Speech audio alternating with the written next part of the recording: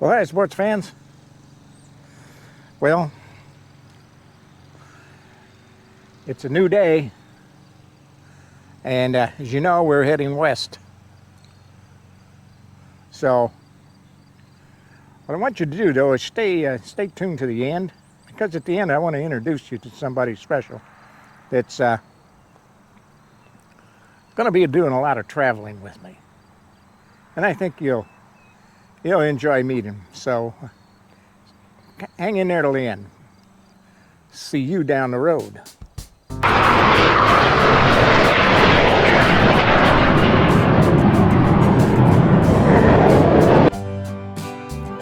Well, it's early in the morning, and we stopped and got some gasoline and some ice, filled up the ice chest, and we're out exploring the big hills, the Black Hills.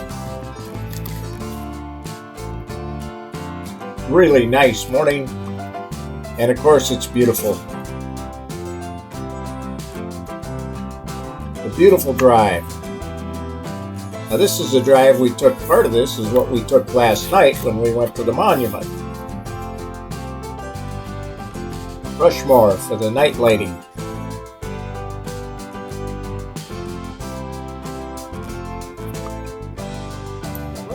We get Keystone, South Dakota. Here it is. 2020 population at 240. That's down about 70 people from 20 years ago, as a matter of fact. Among the tourist attractions here is the Black Hills Central Railroad, built in 1900 for the Black Hills Gold. It now operates as a passenger train pulled by preserved steam locomotives.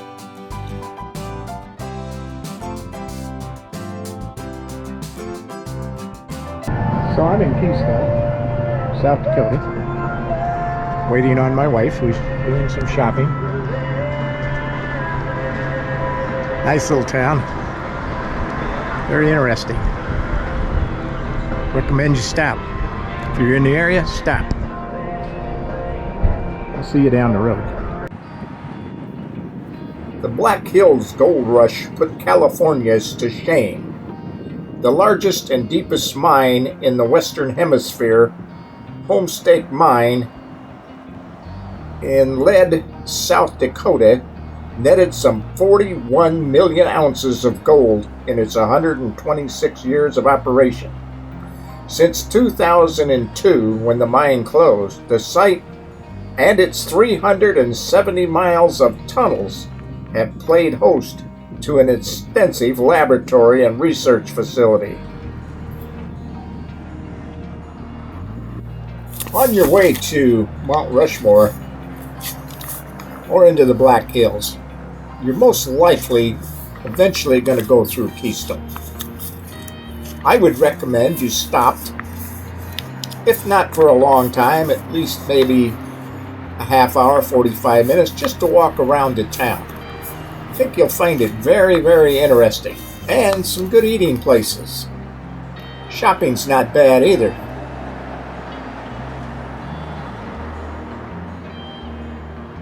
As you can see, there's a little bit of everything in town, including a black GMC. A little light sign, that's interesting.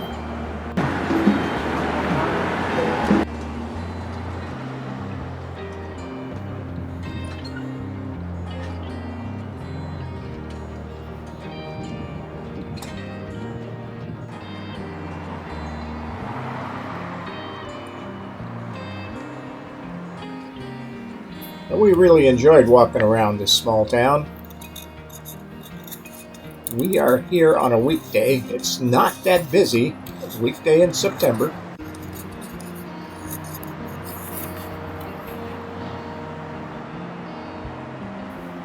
Keystone is only about 2 miles from Mount Rushmore. So as you can see, it's probably on your way or your way out. That would make it about 16 to 18 miles from the Crazy Horse Monument.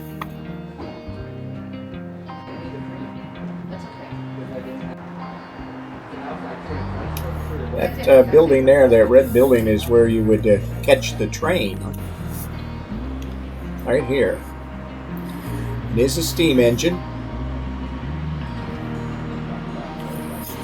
And if I had a couple of more days here, we would take that ride.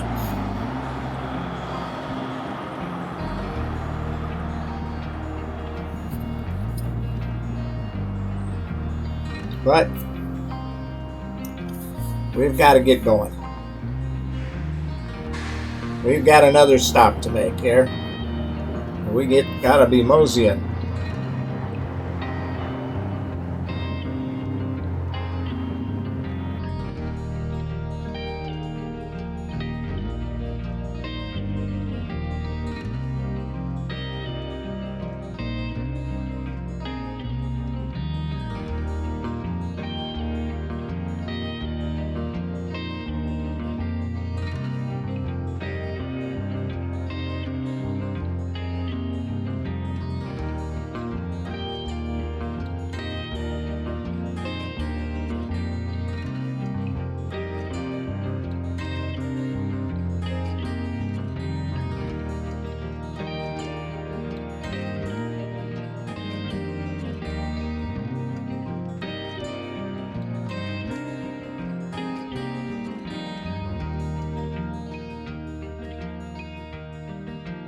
Well, probably wondering where we're at now. Well, we're at the Crazy Horse Monument. Yep, if you look right up in there, where that hole is, that's it. And we'll get a better look at it here in a minute. This is a visitor center, and we just got lucky enough to get here with a group of school kids. Looks like about 50 of them or more. Should be interesting. But this is it. So we'll take you along and see what's going on here.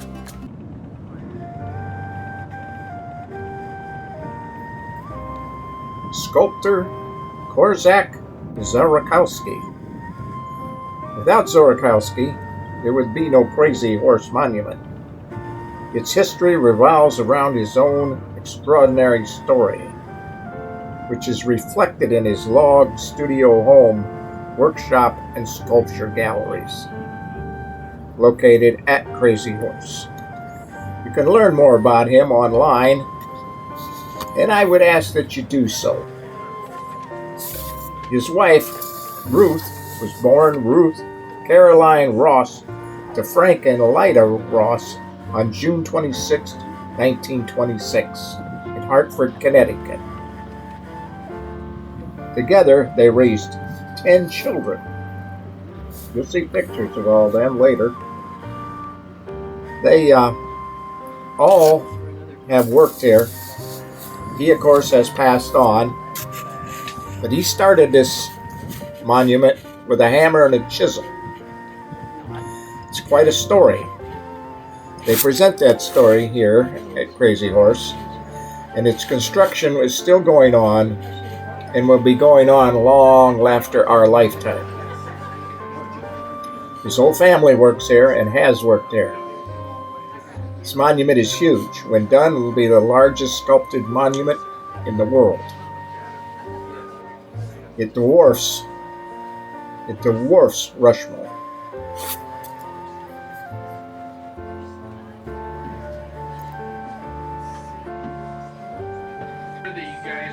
How much you're appreciated here. I'm going to tell you that several times today because I don't think we can say it enough.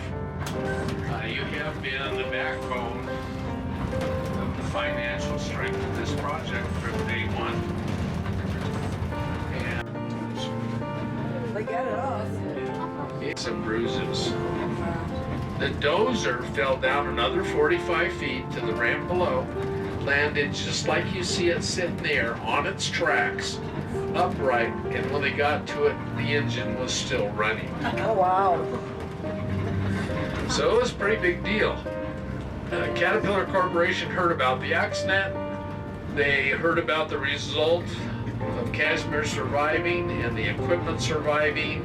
And so they approached the family and asked them for. I find it very unique that this is being built without any government assistance in any way. No money and no physical assistance. It's done by monies raised and people willing to work. I highly recommend that if you've never been to Crazy Horse or plan to ever go to Crazy Horse, that you look it up online and just read all the wonderful things they're doing here without any government help.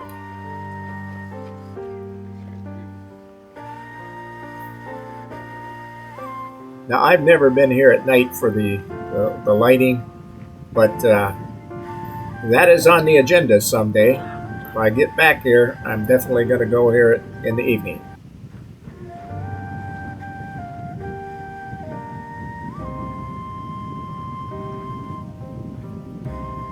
A lot of this equipment you've seen has worn out. Some of it may work, but a lot of it is just wore out. The dozer they talked about, I showed you a picture earlier, drove off this mountain with one of his kids riding it, and the brakes failed, and over the mountain it went. He survived. He said he headed for the softer spot himself, and I don't know where that would be on this mountain. But the dozer fell all the way to the bottom and rolled a couple 100 yards. And guess what? It was still running. Amazing. Caterpillar, of course, used that story in their advertising. What a mammoth job this is. Of course, they have a little bit better equipment now than when they started. Better than the hammer and the chisel.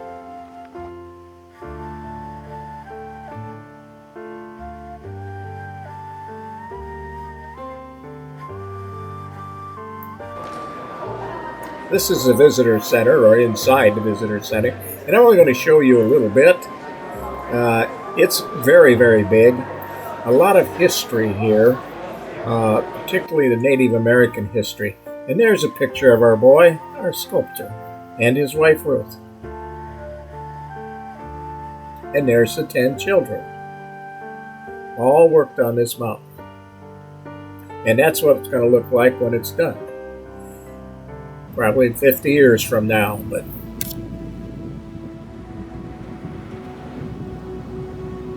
well, we headed out. And this is the Devil's Tower in Wyoming. Not too far away. Nice trip. And a lot to see. This is an amazing place to visit. I don't have much film of this right now. Next trip, I'm going to get a lot of film of it. So we'll see you down the road here.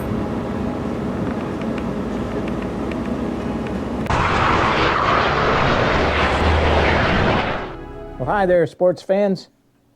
Wanted to take a minute here to introduce you to my traveling mate, Freddie Fudbucker. And call him Fred. Fred will be traveling with me on a lot of my trips and helping me out a little bit. So, you say anything? I guess he's not talking today. So Freddie will be with us. Freddie Fudbucker be with us. And you'll see him from time to time. He'll get on screen one way or the other. Thinks he's a star, you know. So we'll see what happens. But we'll see you guys down the road.